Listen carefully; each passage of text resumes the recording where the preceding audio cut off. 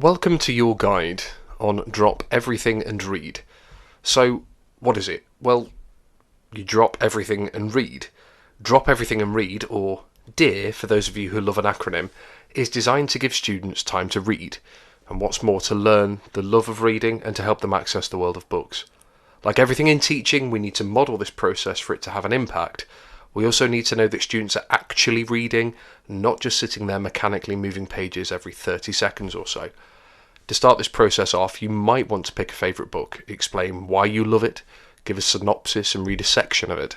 By the way, don't be afraid to make mistakes when reading, for f***'s sake, reading aloud. I'll give you an example. I've picked a wonderful book called The Graveyard Book by Neil Gaiman. In Gaiman's usual horror, magical, surreal style, we follow Nobody Owens, a baby who was brought up by ghosts in a graveyard, its residents trying their utmost to keep Bod, ironically I suppose, alive. It transpires this is not an easy job. I genuinely love this story.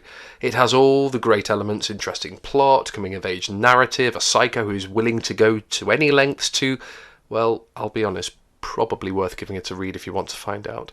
So now, for a change of pace, I give you Chapter 1, How Nobody Came to the Graveyard. There was a hand in the darkness, and it held a knife. The knife had a handle of polished black bone and a blade finer and sharper than any razor. If it sliced you, you might not even know you had been cut. Not immediately. The knife had done almost everything it was brought to that house to do, and both the blade and the handle were wet. The street door was still open, just a little, where the knife and the man who held it had slipped in, and wisps of nighttime mist slithered and twined into the house through the open door. The man Jack paused on the landing. With his left hand he pulled out a large white handkerchief from the pocket of his black coat, and with it he wiped off the knife and his gloved right hand which had been holding it. Then he put the handkerchief away. The hunt was almost over. He had left the woman in her bed, the man on the bedroom floor, the older child in her brightly coloured bedroom, surrounded by toys and half-finished models. That only left the little one, a baby, barely a toddler, to take care of. One more and his task would be done. He flexed his fingers. The man Jack was, above all things, a professional. Or so he told himself, and he would not allow himself to smile until the job was completed. His hair was dark, and his eyes were dark, and he wore black leather gloves of the thinnest lambskin. The toddler's room was at the very top of the house. The man Jack walked up the stairs, his feet silent on the carpeting. He pushed open the attic door, and he walked in. His shoes were black leather, and they were polished to such a shine that they looked like dark mirrors, and you could see the moon reflected in them, tiny and half full. The real moon shone through the casement window. Its light was not bright, and it was diffused by the mist, but the man Jack would not need much light. The moonlight was enough. It would do. He could make out the shape of the child in the cot, head and limbs and torso. The cot had high slatted sides to prevent the child from getting out.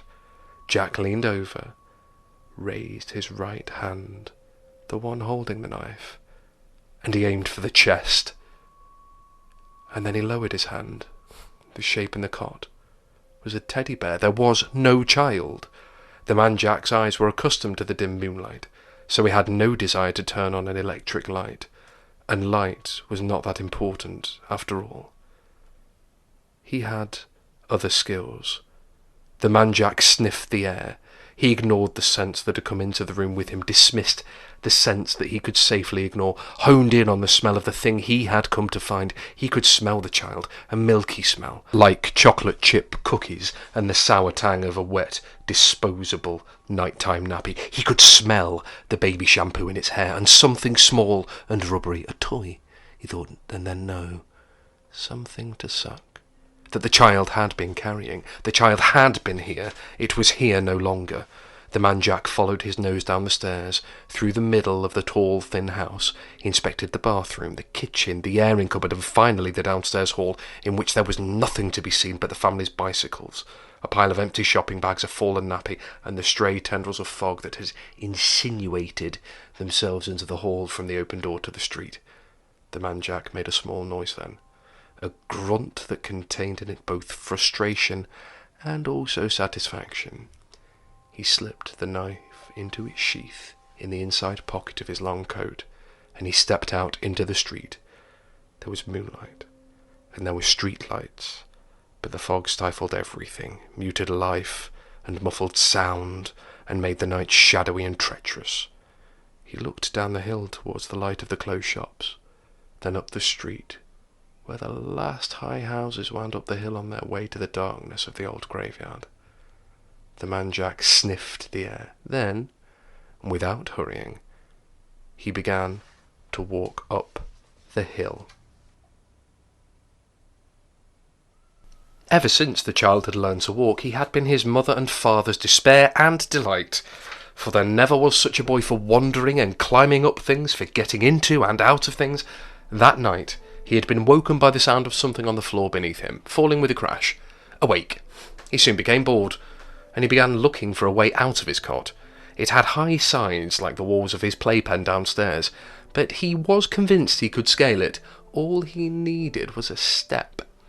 He pulled his large golden teddy bear into the corner of the cot, then holding up the railings in his tiny hands, he put his foot onto the bear's lap, the other foot on the bear's head, and he pulled himself into a standing position. And then he half climbed, half toppled over the railing and out of the cot. He landed with a muffled thump on a small mound of furry, fuzzy toys, some of them presents from relations from his first birthday, not 6 months gone, some of them inherited from his older sister. He was surprised when he hit the floor, but he did not cry out. If you cried, they came and put you back in your cot. He crawled out of the room. Stairs that went up were tricky things, and he had not yet entirely mastered them. Stairs that went down, however, he had discovered were fairly simple. He did them sitting down, bumping from step to step on his well-padded bottom. He sucked on his dummy, which his mother had just begun to tell him he was getting too old for. His nappy had worked itself loose on his journey, on his bottom down the stairs, and when he reached the last step, and when he reached the little hall and stood up, the nappy fell off. He stepped out of it. He was only wearing a child's nightshirt, and the stairs that led back up to his room and his family were steep and forbidding, but the door to the street was open and inviting. The child stepped out of the house a little hesitantly. The fog wreathed round him like a long-lost friend, and uncertainly at first, then with increasing speed and confidence, the boy tottered up the hill. And hopefully that has encouraged you to read on about Nobody Owens and the Graveyard Book. Anyway, some questions you might want to consider asking students after you have finished are things such as, what have you read that stands out? Has the character changed at all? What are you finding interesting about them? What have they done that is perhaps different to how you would have behaved? Is there anything that you don't understand? How do you think a character is feeling? What evidence do you have to support that? What might happen that might make that character feel a different way? Are they enjoying the book? If so, why? Or are they perhaps finding the book a bit challenging or difficult? And if so, why? The options to questions are open to any that you can think of, but try and focus them perhaps around character development and what people have enjoyed up to this point. Anyway, I hope this crash course video has been useful. And I hope that you enjoy dropping everything and reading with your students in coaching time.